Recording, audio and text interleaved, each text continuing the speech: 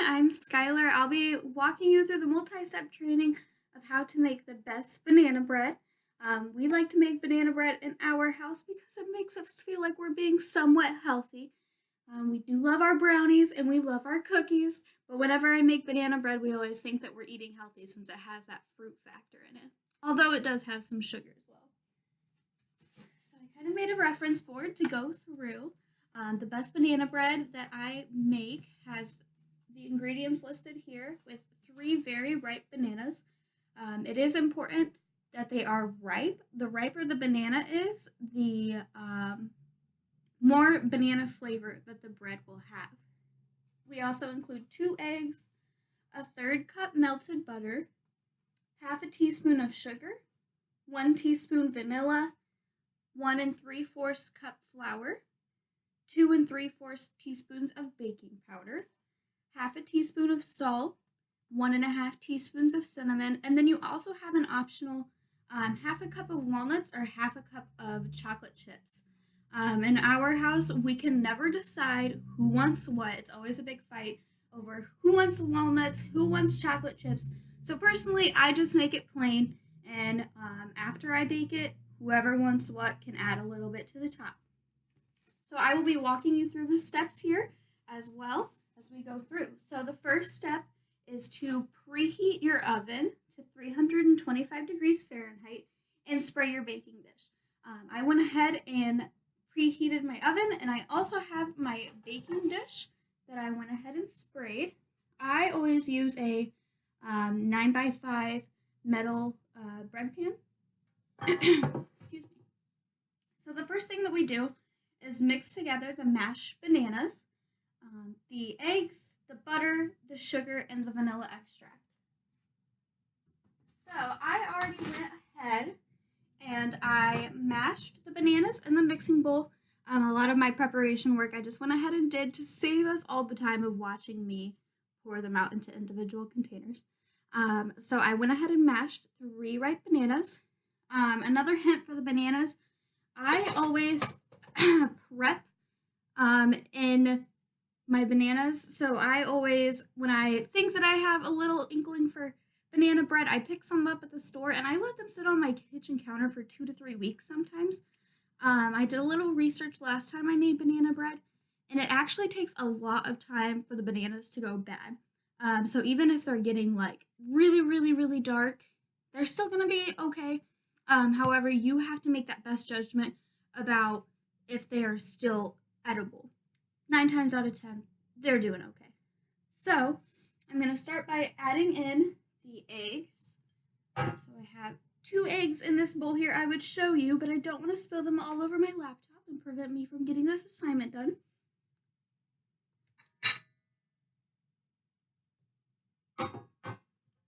I am also going to add in the melted butter, and the same thing goes with that. Don't want butter all over my laptop.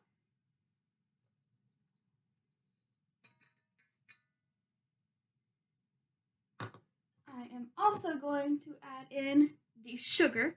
Now this is the part that we kind of like, oops, the sugar went in, but there's still bananas in it, so it's still kind of healthy, right? And we also ignore putting butter on it after it's finished baking. We ignore that part.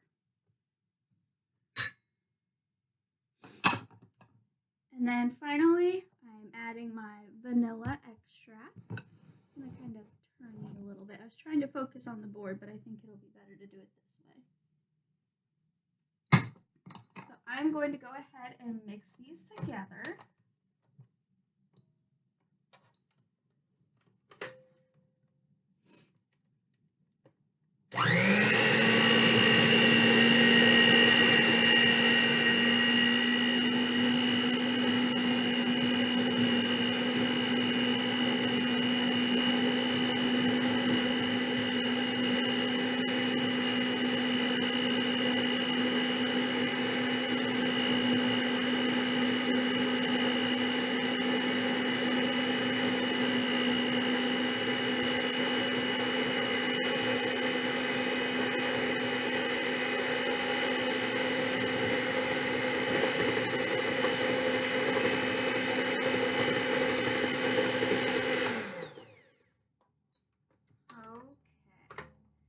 So when you mix it, you want to be sure that you get as much of the banana as thinned out as possible so you don't get these heavy chunks of banana when you're eating the bread. You want it to have an even, smooth flavor throughout the bread.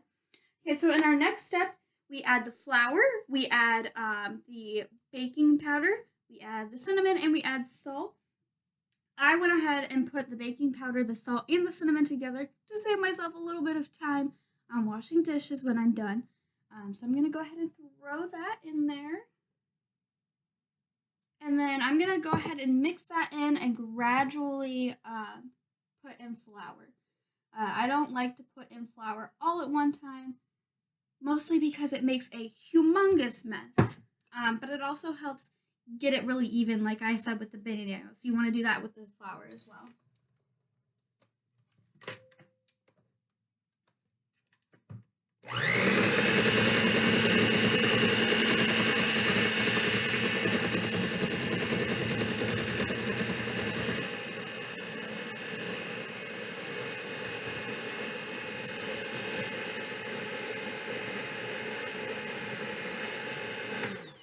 First round of flour got all mixed in, so I'm going to go ahead and add my next little bit.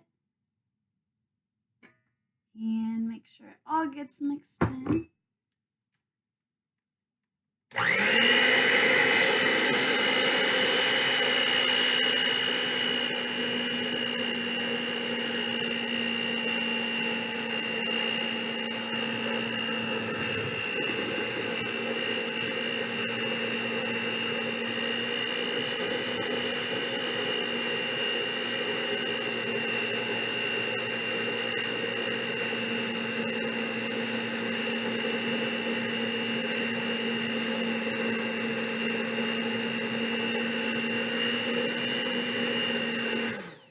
Wish I was tech savvy enough to have a little GoPro and show you what's happening. Also, my mixer turns into a handheld mixer as well, and it got a little unhooked or something, so it almost flew off on me.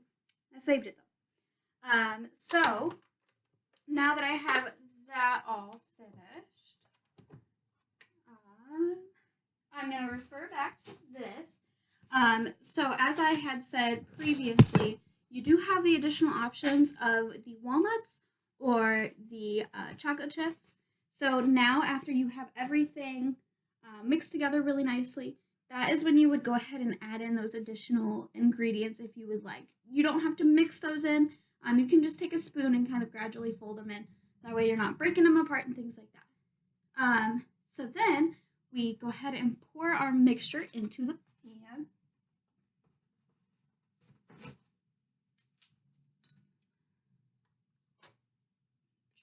Get as much here.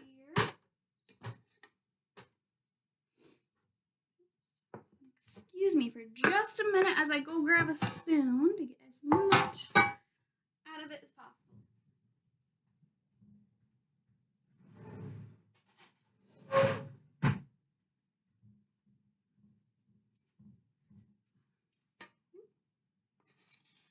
And I will also kind of show you the mixture. So it gets nice and thick. It shouldn't be really watery. You're not really adding any water type ingredients to it other than the eggs. Kind of give it a little bit of moisture there and the vanilla. So then after you make sure that your pan is sprayed. Don't forget that step. It's such an important step. I would hate for someone to have this lovely banana bread and then have it stick to a pan. OMG. I love banana bread. It is so delicious. It is such a good on-the-go morning breakfast too. So if you make some and you have kids or you have a job that you have to get to in the morning, it's so easy to just cut yourself a slice, put it on a paper towel, microwave it for 20-30 seconds, and get out the door. It is amazing. I love it.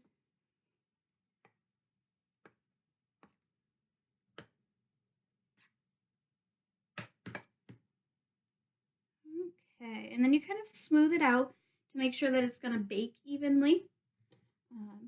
So I'll attempt to show you here. Move my camera down a little. So it gets nice and even, and so that it'll bake even and you won't have spots that are more done than other spots. And then And finally, we bake it for an hour, 60 minutes. This is an important thing. This is where you either get your moisture or you lose the moisture. And with banana bread, you want it to be as moist as possible while still being done. So I have noticed that that 60-minute mark is extremely important. When it hits the 45-minute mark, I start checking every 5 minutes with a toothpick to see how its progress is doing. Sometimes I'll take it out a little bit before the 60 minutes and let it rest, and it is done. But sometimes, I don't know if it depends on the bananas or what goes on there, but sometimes it does need the full 60 minutes. I let my boyfriend take the reins last time we had banana bread. He cooked it for a minute or an hour and 10 minutes, and it lost a lot of its moisture. It just wasn't as good. It was still good, but not what we usually like it to be at. So then once it's finished baking, you enjoy the delicious treat. And like I said, we like to either put additional walnuts on top, put additional chocolate chips on top, but we always include a little butter too. Thank you so much for watching this, and I hope you enjoyed learning how to make the best banana bread. And I hope you are able to use it in your home sometime. Thank you so much. Have a great day.